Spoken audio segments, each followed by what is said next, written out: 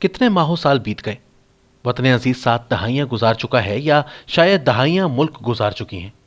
پیچھے مڑ کر دیکھیں تو آج بھی وہی مقام ہے جہاں سے آغاز سفر ہوا تھا۔ نشان منزل آج بھی دور ہے، زیادہ راہ بھی موجود نہیں اور زیادہ راہ کی شاید پرواہ بھی نہیں۔ ان دنوں پھر سیاسی مقدمات اور آڈیو ویڈیو ثبوتوں کا چرچا ہے۔ سابق چیف جسٹس سے منسوب آڈیو جس میں مریم نواز اور نواز شریف کو دی جانے والی سزاؤں کا مبینہ تذکرہ ہو رہا ہے، صوتی ثبوت کے ساتھ مارکیٹ میں آ چکی ہیں۔ اب اس کا نواز شریف کے مقدمے پر اثر پڑتا ہے یا نہیں، مگر صاف نظر آ رہا ہے کہ عدالت سے زیادہ مقدمہ عوام کی رائے کے لیے لڑا جا رہا ہے۔ اس آڈیو کی صحت سے سابق چیف جسٹس انکاری ہیں اور کئی سوال جواب طلب ہیں۔ حقیقت کیا ہے؟ قطع نظر اس کے ان مقدمات کو جس طرح شروع کیا گیا اور جس طور اس کا جواب دیا جا رہا ہے، بدقسمتی سے دونوں انصاف کے کٹہرے میں فقط سیاست ہی سیاست ہے۔ پاکستان کی تاریخ میں متعدد رہنماؤں کو سیاسی مقدمات کا سامنا کرنا پڑا۔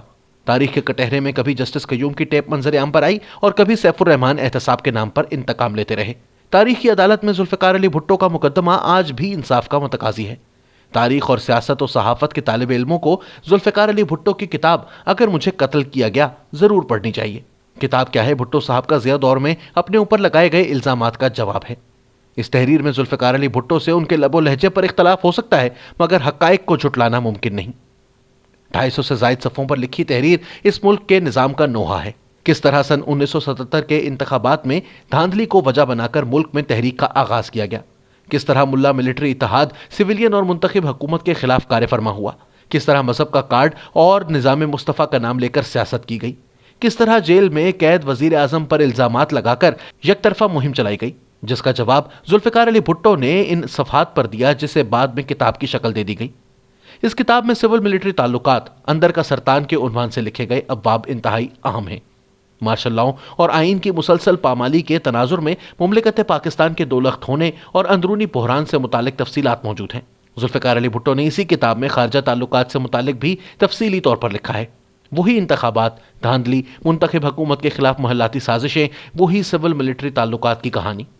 یوں سمجھیے ذوالفقار علی بھٹو نے مجھے کیوں نکالا کا مقدمہ اس اہم دستاویز کے ذریعے عوام کے سامنے رکھ دیا۔ بھٹو نے اپنی کردار کشی اور اپنے ساتھ ہونے والی عدالتی ناانصافی کا مقدمہ تاریخ کے کٹہرے میں پیش کیا۔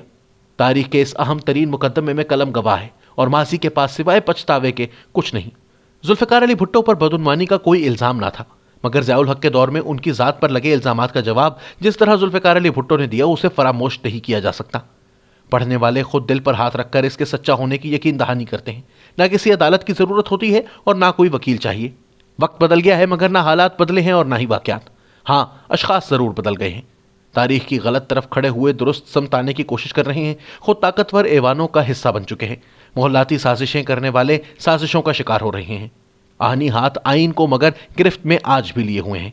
تاریخ کے اس باب میں ذوالفقار علی بھٹو سے ہوئی زیادتی اور ظلم کی گواہی خود جج صاحبان نے دی۔ ہاں، اب وقت بدل گیا ہے۔